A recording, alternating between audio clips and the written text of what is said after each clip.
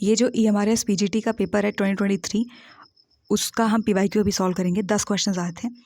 अब यहाँ पे सबसे पहले जो सिलेबस के पॉइंटर्स दिए हैं उनको देख लेते हैं। संधि, समास, विलोम, पर्यायवाची शब्द, सामान्य अशुद्धियाँ, वाक्यांशों के लिए एक शब्द, मुहावरे, लोकोक्तियाँ, अपठित गद्यांश पर आधारित प्रश्न, इतना सब दिया हुआ है। इन सब के आपको नोट्स बनाने हैं प्लस बहुत सारे क्वेश्चन सॉल्व करने हैं। तो सबसे पहले क्वेश्चन देखते हैं। लिखा हुआ है यहाँ पे कि यहाँ से अगर आप पढ़ोगे 141 से 143 तक कुछ दिया हुआ है यहाँ पे।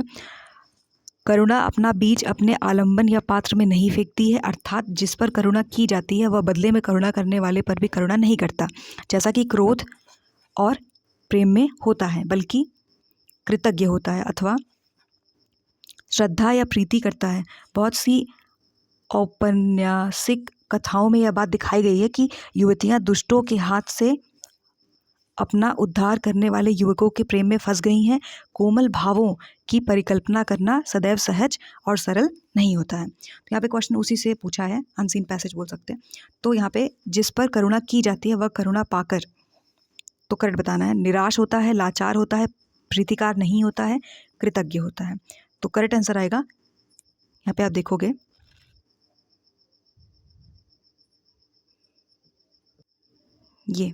ये लाइन आप देखो, करुणा ये बल्कि कृतज्ञ होता है। ठीक, तो यहाँ पे करेक्ट आंसर आएगा ये, कृतज्ञ होता है। ठीक, किसकी परिकल्पना करना सदैव सहज और सरल नहीं होता है। तो यहाँ पे अगर आप देखोगे ये लाइन आप देखो, यहाँ पे लिखा हुआ है कोमल भावों की परिकल्पना करना सदैव सहज और सरल नहीं होता है। तो वही यहाँ पे लिखा हुआ है किसकी परिकल्पना करना सदैव सहज और सरल नहीं होता है, कोमल भावों की। बाकी सब इनकरेक्ट है। सहज अनुभूतियों की नहीं, भविष्य में उन्नति की नहीं, श्रेष्ठ अनुभवों की नहीं। अगला है करुणा करने वाले पर भी करुणा नहीं करता, दयालु जिस पर करुणा की जाती है, प्रेमी, श्रद्धालु।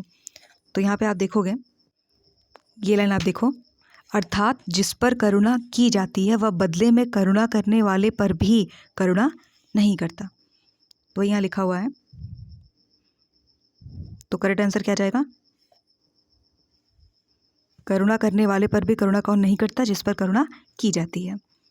अगला है सप्ताह में एक बार प्रकाशित होने वाला के लिए एक शब्द है, पाक्षिक, मासिक, अर्धमासिक, साप्ताहिक। तो देखने से ही आपको लग रहा होगा करेक्ट आंसर क्या आएगा, तो वो होगा साप्ताहिक।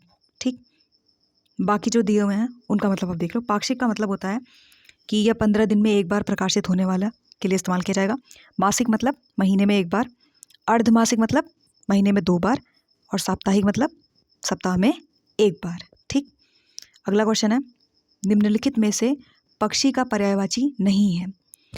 तो पखेरु, नभचर, निशाचर, अंडज। तो पखेरु जो है ये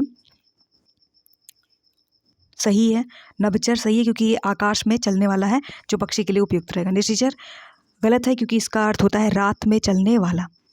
ठीक, और जो अंडज है ये अंडे से जन्म लेने वाले प्राणियों को दर्शाता है जिसमें पक्षी आते हैं। तो क्या हो जाएगा, कौन सा नहीं है, निशाचर करेक्ट आंसर होगा ये। निम्नलिखित में से विलोम शब्दों का जो अर्थ होगा वो शब्द युग्मों में असंगत। दरअसल इंग्लिश न्यूज़पेपर पढ़ने की आदत है पिछले कई दिनों से, हिंदी पढ़े बहुत ज़्यादा दिन हो चुके हैं। हर्ष, विषाद, हास्य, वृद्धि, लुप्त, स्पष्ट, हार, जीत। तो करेक्ट आंसर क्या आएगा, तो करेक्ट आंसर आएगा यहाँ पे, सबसे पहले इनको हम समझ लेते हैं। हर्ष, विषाद सही है क्योंकि हर्ष का मतलब खुशी होता है, तो ये विलोम हो जाएगा, विषाद यानी कि दुख का। हास्य, वृद्धि तो गलत होगा क्योंकि हास्य का मतलब हंसी से रिलेटेड होगा, वृद्धि का मतलब बढ़ना होता है, तो इनका संबंध नहीं है, विलोम नहीं है। लुप्त और स्पष्ट सही है क्योंकि लुप्त गायब, स्पष्ट साफ, एक दूसरे को मतलब एक दूसरे के विपरीत है।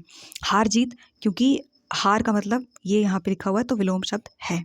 हार, जीत क्या पूछा था यहाँ पे, असंगत है, या पढ़ो क्वेश्चन में बोला है असंगत है कौन सा, तो ये। ठीक, हास्य और वृद्धि इनका कोई लेना देना नहीं है। हंसी एक तरफ जा रही है, बढ़ना एक तरफ जा रहा है, तो ये आपस में मेल नहीं खाते। उसके बाद यहाँ पे दिया हुआ है कि निम्नलिखित में से द्वंद्व समास, अगर आपने समास ठीक से पढ़ा होगा तो ये थोड़ा सरल होता है समास में, इनमें से नहीं है। तो लूट मार, कामकाज, ध्यान मग्न, घास फूस।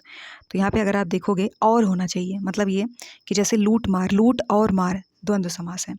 काम काज, काम और काज द्वंद्व समास है।